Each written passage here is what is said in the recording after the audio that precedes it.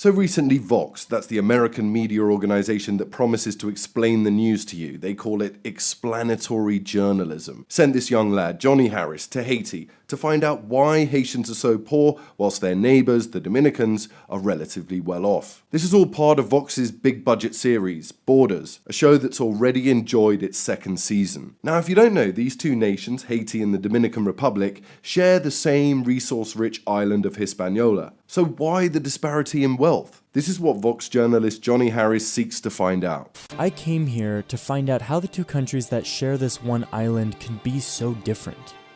With a politically volatile and impoverished Haiti on one side, and the stable and relatively rich Dominican Republic on the other. How did this line produce two totally different worlds? This entire premise, the assumptions made in his opening questions, speak to the false narrative he's about to weave. To assess and compare the wealth of two nations, you should be considering things like the relative economic liberty of citizens, the relative skill set of the labor force, the technology available to entrepreneurs, comparative political stability in each country, local business ethics and practices, crime, infrastructure, culture, and so on. But Johnny really doesn't investigate any of these things and instead immediately suggests it's the division between these people that causes the wealth gap. It must be the border. The show is called Borders, so maybe he has to go for that angle, but still, whilst trade and borders are not irrelevant in a wealth calculation, Johnny is omitting a hell of a lot of important factors, and he's deliberately limiting the scope of this investigation. My journey starts here at this beach village in southern Haiti, where Haitian merchants, most of them women, are preparing for a nighttime boat ride. The women boarding this boat have one goal: to make it to the border where they will be let into a Dominican market to buy and sell goods before returning to their villages. Why don't they just open a market in Haiti? We will never get an answer to this question in this fantastic piece of journalism.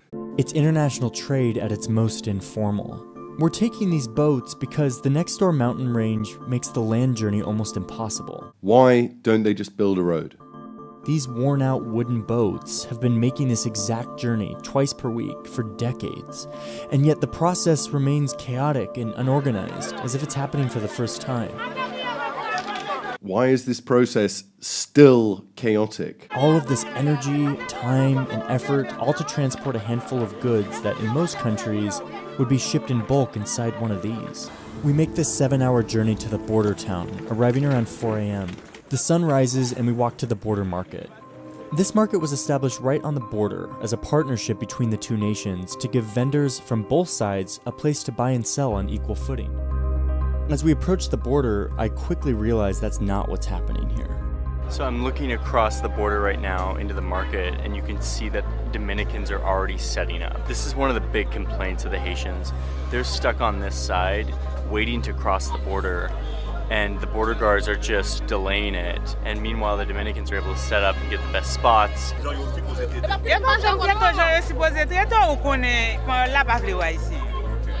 These Haitians come from miles away on this grueling boat journey that I know now firsthand is very grueling, and they get to the border and the guards stop them for no reason. It's supposed to open it up for everyone at the same time. The guards keep the Haitian women from crossing, not letting anyone know how long it will be. The tension grows, and then, finally, hours after the Dominicans were allowed to enter, the guards open up the bridge. They buy and sell for the day before returning to the boats to make the journey home. The grueling boat journey, the senseless discrimination, it embodies the asymmetry that exists on this island.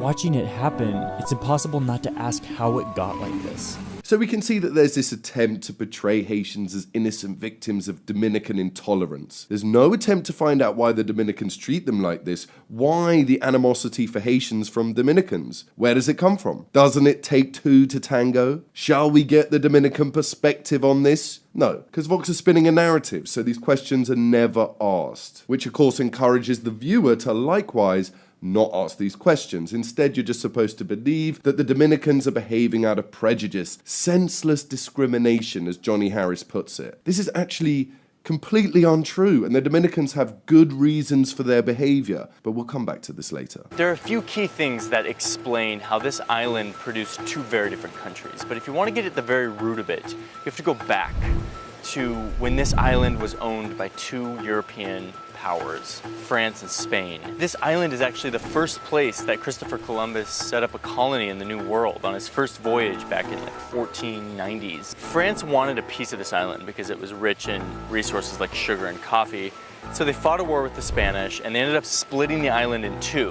One side would be the Spanish colony of Santo Domingo, and the other side would be the French colony with the same name, Saint-Domingue, just in French. And that is the most important part of understanding this whole thing, is how these imperial powers treated their colonial possessions. The French exploited the land. They brought in tons of slaves, and they were interested in making Saint-Domingue solely an economic producer. They destroyed the soil from aggressively harvesting the same crop year after year. And they created a group of very resentful, overworked, and abused slaves that eventually rebelled. The Spanish had a different approach. After establishing domination on this island by massacring the indigenous population, they didn't exploit it like the French did. Instead, they went to places like Mexico and Peru to look for gold. So they didn't bring nearly as many slaves onto this island, and as a result, they weren't nearly as profitable a colony. Instead, the Spanish integrated with the remaining indigenous population by recognizing the native leader's authority and intermarrying with the locals. The result was a smaller and more racially mixed population, with a sustainable economy and a political system, something totally absent from France's colony. This becomes really important in the early 1800s when independence comes around. Haiti declares independence, fights off the French, and basically declares itself the first black former slave republic in the world. They do so with very little framework for a society and for a government. And they also do so with land that has been exploited year after year with the same crop, which basically destroys the fertility of the land. And to add to all of that, because they were this first black republic, the world essentially isolated them. The United States didn't want to recognize the independence of a black nation. They thought it might become a slave empire and seek revenge. Suffocating embargoes and the independence debt, as well as the lack of any tradition or investment in governmental institutions, guaranteed Haiti's failure from the moment it was born. And a racist world made sure of it. Alright, let's correct some errors and dig into some of this tripe. First, the idea that Haiti was left without a legal or political system, that's just not true. You're correct, Johnny, that the slaves revolted and became the government, but in becoming independent, they kept French laws. Haiti inherited the 5 classic Napoleonic codes, among them the Penal Code and the Criminal Procedure Code. Following independence, Haiti did not opt for the creation of new laws, but retained French law, and French as the official language used in legislation and the administration of justice. So compared to other civilizations that had to develop their own legal and political systems from scratch, the Haitians inherited some of the best in the world, an opportunity they've squandered by routinely allowing incompetent, corrupt, self-serving demagogues and dictators to take power, and by demonstrating complete legislative and administrative incompetence. Primitive rhythms and the ancient cult of voodoo are the heartbeat and lifeblood of the people who live in one of the world's most miserable countries.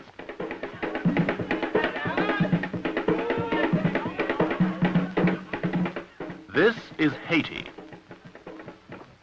a land of idol worship and of Papa Doc Duvalier.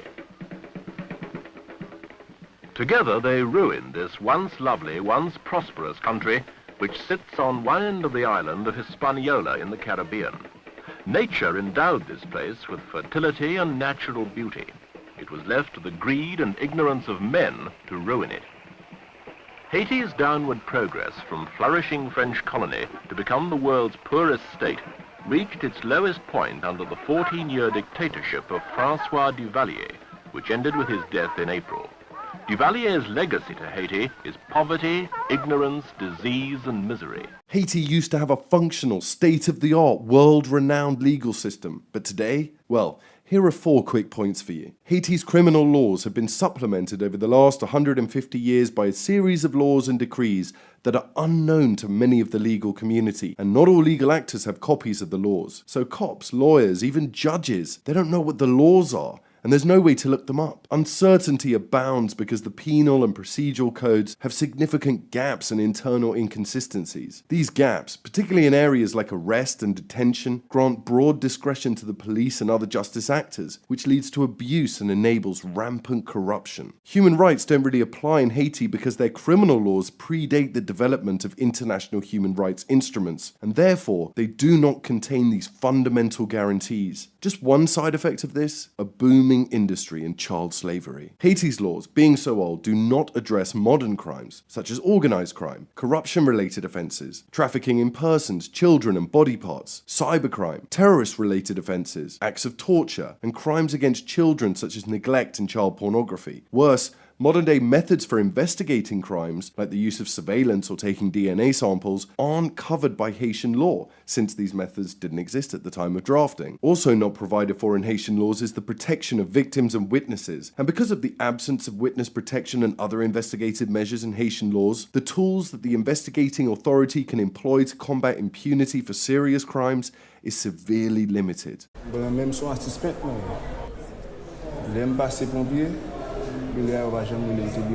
He says the police grabbed him as he was walking through a market, but he has no idea what the charge is. The 2010 earthquake sparked a mass prison break. Jean escaped along with the other prisoners, but was later rearrested.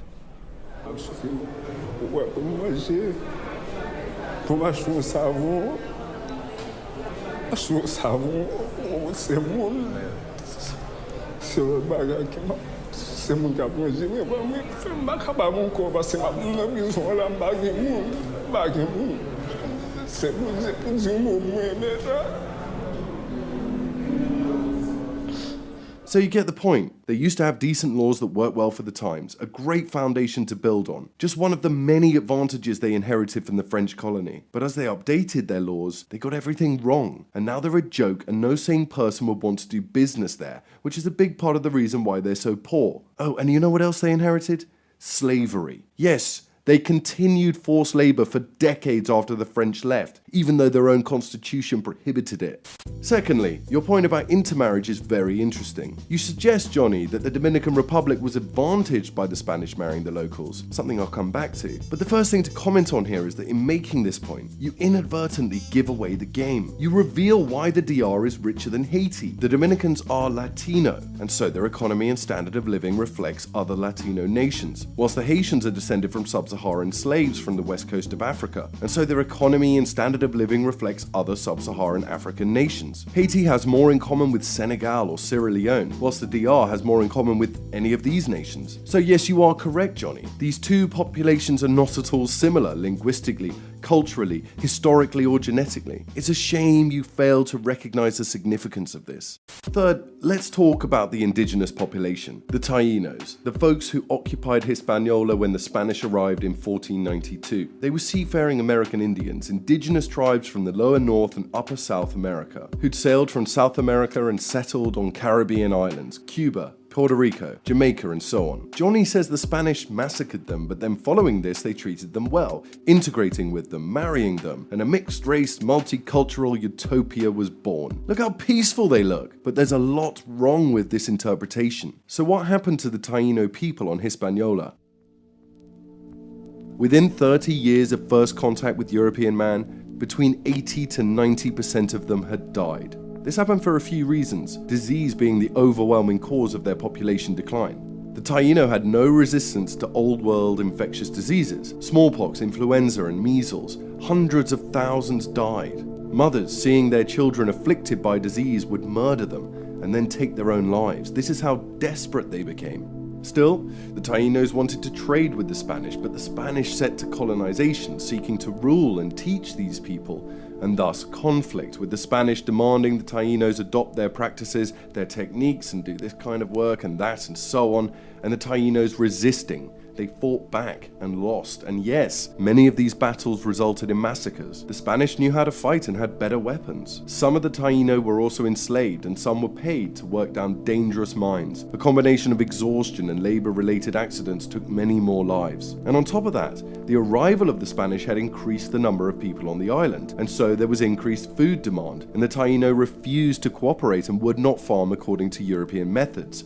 And so, from 1495 to 1496, a famine occurred that claimed another 50,000 Taíno lives. It's near impossible to know how many Taíno lived on Hispaniola when the Spanish colonialists arrived, but certainly hundreds of thousands perished. But then, says Johnny, after enslavement, forced labor, warfare, famine and disease killed most of their population, the Spanish integrated with them and intermarried, and everything was okay. And yet, it is this process that finally finished them off. Census records from 1514 reveal that over 40% of Spanish men on the island of Hispaniola had Taíno wives, and by the early 16th century, Spanish documents declared the Taíno extinct. Is this not the worst possible outcome of being colonized? To be genetically replaced, to have your ethnic identity, your culture, language and religion bred out of existence? The Taínos lost their land, their birthright, their autonomy, their nation. Yet to Johnny's progressive brain, this is progress because race mixing is good, I guess? Certainly, we're led to believe that the Dominicans had it easier than the Haitians. The Haitians were slaves, the French were worse than the Spanish. But what of the outcomes of these two groups? Today, the Haitians exist and the Taínos don't. Their ethnic identity has vanished from this earth. No one identifies as Taíno anymore. And what language do the Dominicans speak? They speak Spanish. They have 50% plus European ancestry. The Spanish didn't integrate with them, they dominated them, and intermarriage ensured the extinction of the Taínos as a people.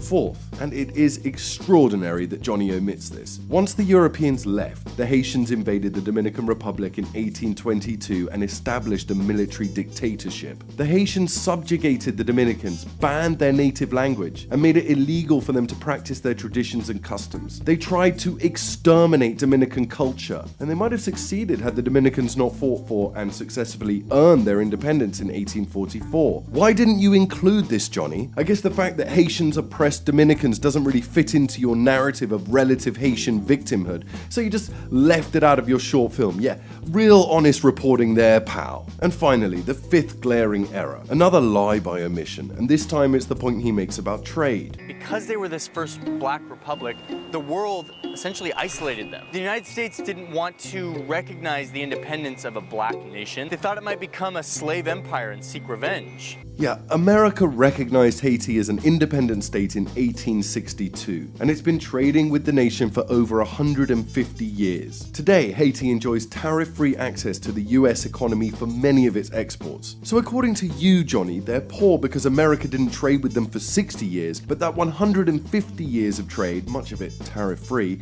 isn't a factor worth considering. Today, America not only trades with Haiti, but it now injects millions, sometimes even billions worth of dollars of aid into the nation every year. But I guess you have to leave this out because it doesn't really support your "the Haitians are victims of white racism" thesis, right, Johnny? But blatant misrepresentations and the rewriting of history aside, this explanation, the very root of it, as Johnny says, this attempt to blame today's impoverishment in Haiti on what the French did in the 1700s, it's desperate, to say the least. Loads of countries have been through much worse than Haiti, and more recently. Take Germany, for instance. In the last 100 years, they've lost 2 world wars and have seen their nation completely destroyed. Their country has been split up and divided by foreign powers on 2 separate occasions. After World War II, Eastern Germans were ethnically cleansed right across the European continent, and half the country and around half the German population within Germany were effectively imprisoned, shot if they tried to flee, subjected to the oppression of Soviet rule and the destitution of communism for over 40 years.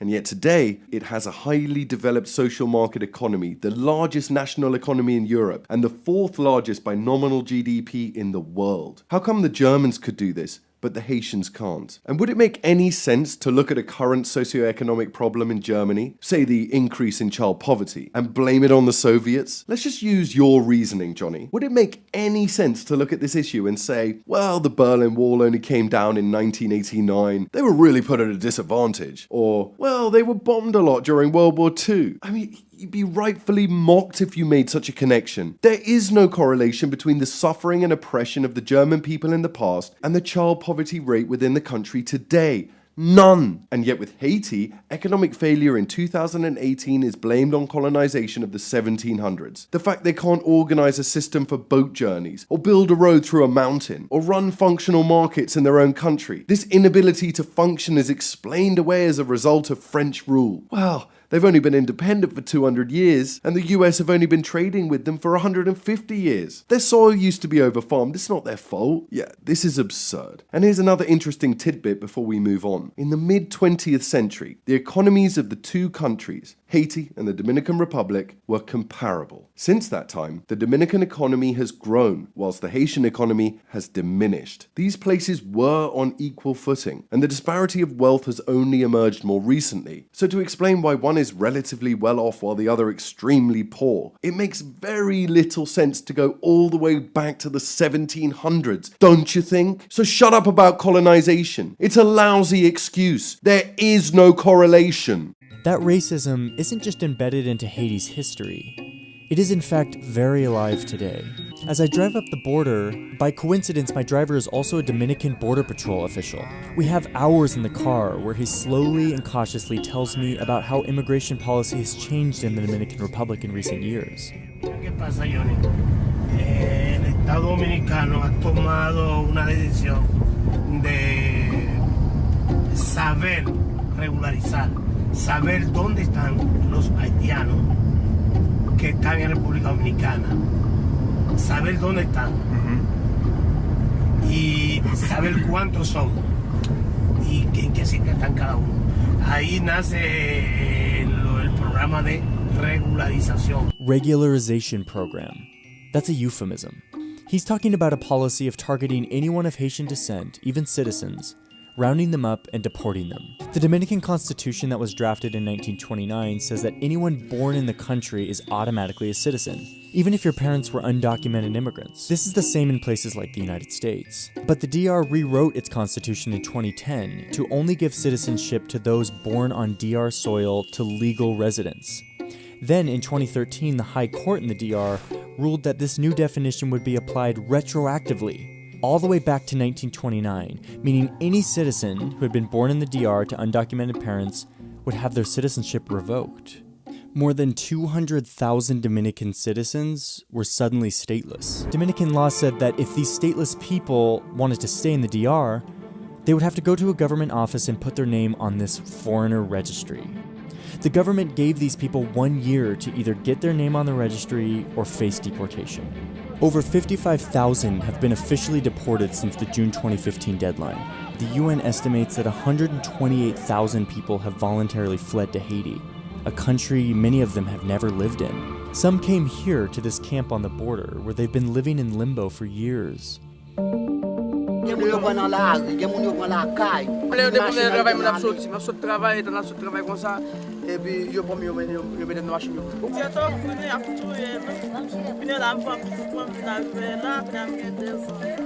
200,000 people being able to vote in an election could change an outcome.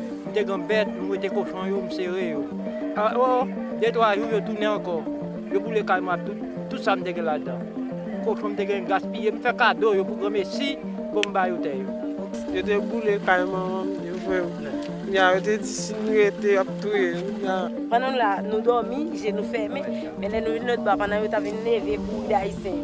Que nous toujours à sauter, nous pensons qu'on vivre pour nous, qu'on maltraiter nous, qu'on tuer nous tout, peut-être grand pile monde. You know, for people who've never lived in Haiti and for folks who've apparently been born in the Dominican Republic, it is pretty curious that none of them are speaking Spanish, and Creole appears to be their native tongue. I mean, why is that? If they're integrated Dominicans, wouldn't they be speaking Spanish? I don't know that you're lying. I'm just saying, yeah, I'm saying you're lying, Johnny. I'm saying you're misrepresenting who these people are. The moment I cross into the DR, I start to see what this crackdown looks like.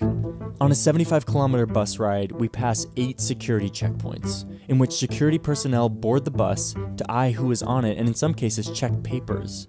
But each time we stop, they seem to only check the papers of the same few passengers. Just check the passports of the 3 darkest dudes on the bus. Me and the 2 guys in front of me were the darkest guys on this bus. And you the only passports they checked. That's my translator, Pascal. He's an American citizen, but everywhere we go in the DR, security forces keep asking him for his passport. Halfway through the journey, we pull off the road into a facility where a few young military guys are sitting around, and our driver brings this woman and her 2 children over to the military guys. She's speaking in perfect Dominican Spanish to them, claiming that her children are Dominican and that the driver brought us to this checkpoint to turn her in because she's black. None of this seems to matter. She doesn't have her papers, and her skin color seems to be all the guards need to see.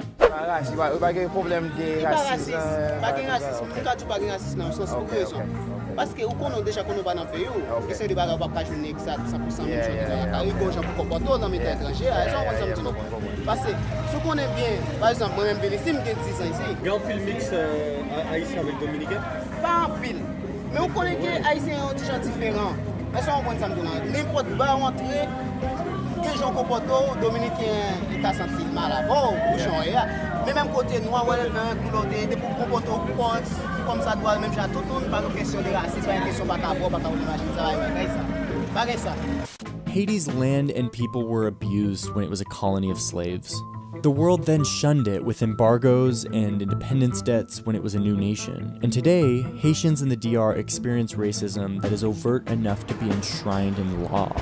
Okay, so according to Vox, Haiti is a shithole for 3 reasons. First, France exploited them and ruined their land by overfarming during the colonization of the 1700s. Second, following independence, the entire world, which is racist by the way, shunned Haiti and refused to trade with her. And third, it's the Dominican Republic's fault, those racists. This explanation is clearly lacking. If I were to make a pie chart explaining Haitian poverty, none of these supposed factors would feature. So it must be the environment, right? The environment's making them poor, because it obviously isn't the people, that'd be racist. But there's a huge problem here, because Haiti has an ideal environment for wealth generation. They've got a mild climate, you can farm all year round. Yes, they have some storms, but generally it's beaut. They've got fertile soil. The French overfarming was long ago and is no longer a factor. And indeed, one university student, Alex Tupper, an agricultural business senior, went to Haiti, established a farm, and manages to produce 11,000 meals a month. The land is rich in minerals, if only they bothered to get them out of the ground. It's absolutely stunning, i.e. perfect for a booming tourism trade. The seas are full of expensive seafood, which could become a prosperous export industry. Plus, it's one of the gateway islands to the Americas. It's perfectly located for thriving trade, for hosting ships and getting all those sailors and cruise passengers to spend. So given all of this, there's really no reason for Haiti to be poor at all. Johnny Harris has, either deliberately or because he's so ideologically possessed by egalitarian fantasies that his brain just isn't able to go there, missed the most important factor. It's the people, the human capital of the country.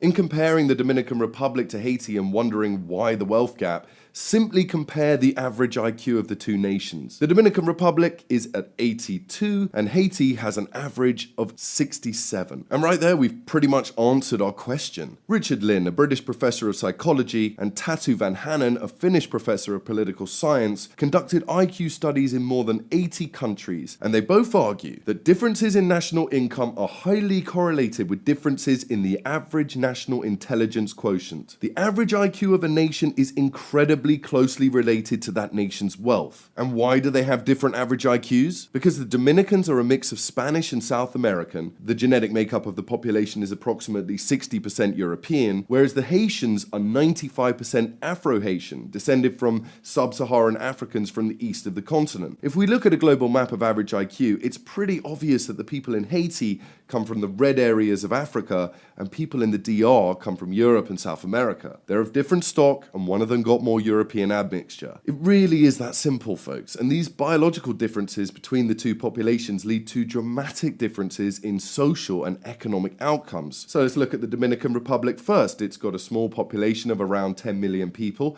and it has a GDP of $71.5 billion and a growing economy. It's a relatively prosperous place. It's not rolling in it, but it's getting by. The average life expectancy is 73.6 years, the literacy rate is a fair 92%, and the nation can boast both political and economic stability. Yes, crime rates are a problem, yes, corruption is commonplace, but it's still a safe destination for tourists, and most people enjoy a secure lifestyle. This is a country that's basically making a success of it. People are hard-working and they're making the most of their resource-rich land and favorable environment. But compare that to Haiti, with a population almost identical to the DR's at 10 million and an almost identical setup in terms of resources, location, and so on. The GDP is just over $8 billion.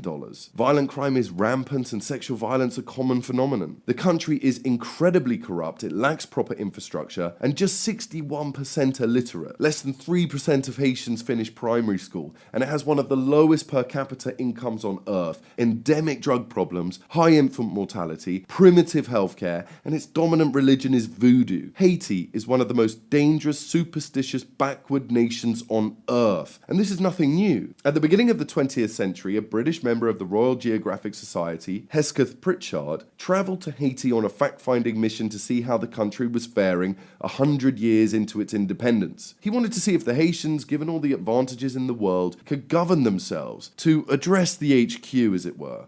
This is what he wrote.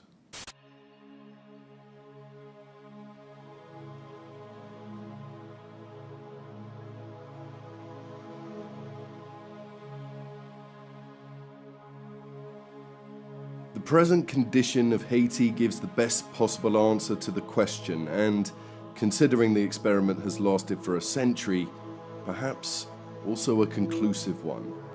For a century, the answer has been working itself out there in flesh and blood. The Negro has had his chance, a fair field and no favor. He has had the most beautiful and fertile of the Caribbees for his own. He has had the advantage of excellent French laws. He inherited a made country with Cap Haitien for its Paris. And here was a wide land, sown with prosperity, a land of wood, water, towns and plantations, and in the midst of it, the black man was turned loose to work out his own salvation. What has he made of the chances that were given to him? At the end of 100 years of trial, how does the black man govern himself? What progress has he made? Absolutely none. Loving the chicken. Lalo? No, that's so crazy, man. Oh, you done as Lalo? Not loving it. Then everybody know you're not Haitian. How's business for her, right? Can you ask her? Not really good this time. Not good. I mean, the country situation. People don't have any income, any money, so they can't buy food in the street. So we can imagine that. That's why you see a lot of guys here begging, can you buy me some food? Can you give me something? When you make television anywhere, people stop and stare. Crowds form. Usually, they're just curious. Here, we notice the kids, gathering just outside the view of our lenses. Not looking at me or the cameras, but looking at what we're eating. One plate of food would be a good day for any of them. And here, I'm painfully aware, I'm eating 3. I mean, the day is almost over and she got a bunch of rice. Right. And then all those people around here, they are sitting here waiting for just a piece. What would you do? Hungry kids and a hard-working businesswoman. A brief conference with producers, and I think, in this case, easy to make the situation better, right?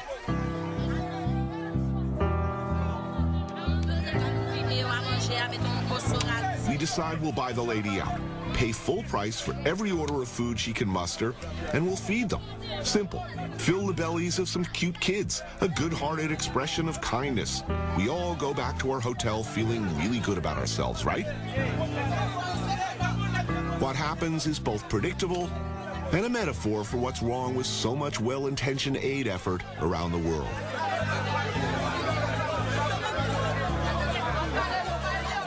We are now 200 years into this experiment, and Haiti is the poorest nation in the Western Hemisphere. 2 out of 3 Haitians live on less than $2 a day. The beautiful towns they inherited from the French have degenerated into crime, disease, and trash-ridden slums. They used to have rich, thick forests, but the locals destroyed them to use them as firewood. So today, only 2% of the country is forested, and food is so scarce the people must resort to eating mud and clay cookies to fill their bellies. Even before the 2010 earthquake, Haiti suffered from heavy burdens of hunger and malnutrition. 40% of households were undernourished, and 30% of children suffered from chronic malnutrition. The land is fertile, the climate perfect to build a thriving agricultural economy. Coffee, sugar, rice, sweet potatoes, bananas, and a whole host of fruit and veg can be grown here. But they starve, seemingly unable to sustain a farm. 90% of farmers depend on rain for their harvest, and only 10% of the crops are irrigated. Agriculture is the most important sector of Haiti's economy, but failing to produce enough food, they import more than 50% for their nation's needs. 100,000 children under 5 years of age suffer from acute malnutrition, while 1 in 3 children is stunted or irreversibly short for their age. Less than 50% of households have access to safe water, and only 25% benefit from adequate sanitation.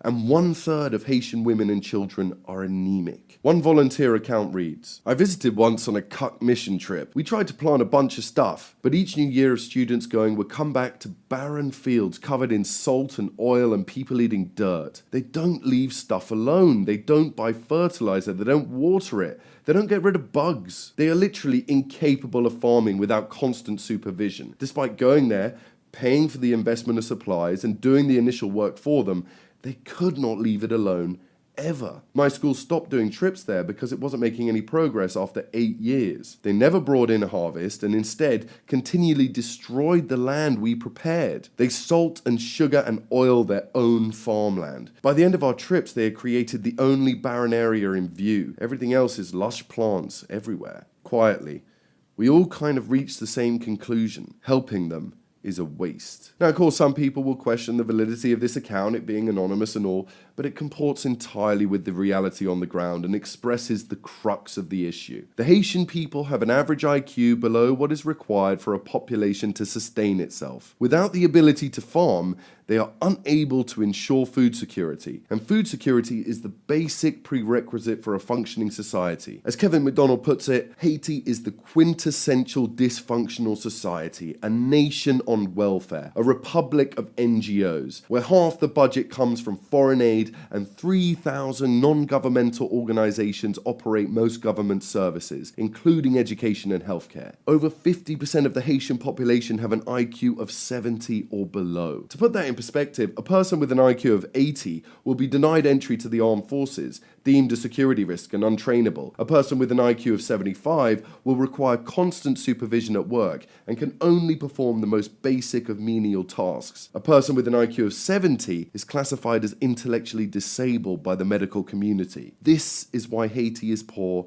and the DR is relatively well off. But Vox can't admit this, because to do so would be to admit the farce that is egalitarianism, that not all people are the same, that the race occupying the DR, with their European heritage and 60% white admixture, is just more intelligent and capable, has a better work ethic, and is more able to engage in long-sighted thinking than the race occupying Haiti, a people descended from sub-Saharan Africans. They cannot admit this biological reality, and they certainly cannot admit that nothing, no change in environment and no amount of foreign aid can change this. And so Vox invents a victimhood narrative, a dishonest, slanderous, and indeed libelous one at that. They blame the Dominicans and imply they are a racist, prejudiced, hateful people responsible for Haiti's failures. This is absolutely dishonorable and disgusting, and it is particularly nasty to characterize the Dominicans' protective measures as senseless discrimination or racism. For one, the Dominican Republic, despite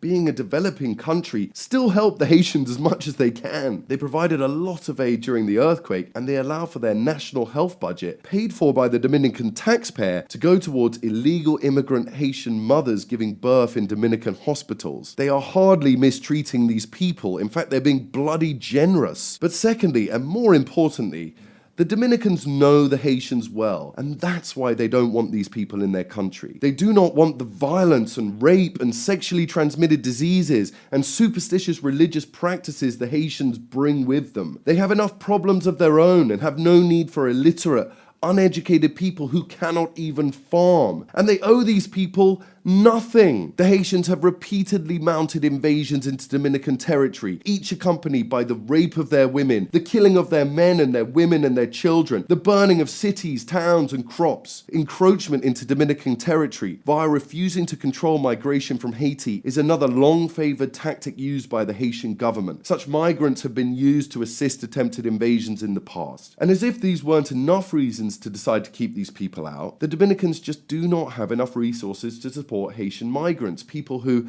become dependents and are unable to contribute to their economy. The Dominicans are a sovereign people and can choose to do whatever they feel is best for their well-being on their land. They have worked hard to preserve their European roots and identity, and they do not wish to have their culture Africanized by Haitians. They are a free people and can take whatever measures they deem necessary to ensure their safety and the survival of their way of life. They have every right to defend themselves. So shame on Vox and shame on this guy Johnny Harris for trying to guilt trip them into doing otherwise, for lying about them and painting them as intolerant, irrational bigots, for misrepresenting the history of the conflict between these nations to further push your egalitarian propaganda, and for painting the Haitians as victims for your predominantly American audience. I guess you have to prep them for the next big push to take in hundreds of thousands of Haitian migrants because, you know, the DR is so racist and won't help them and we need to take them in. White America feels sorry for these people. Your report isn't just inaccurate, it's complete trash. It's dishonorable, it's vile, it's propaganda, and to be honest, I find it utterly disgusting.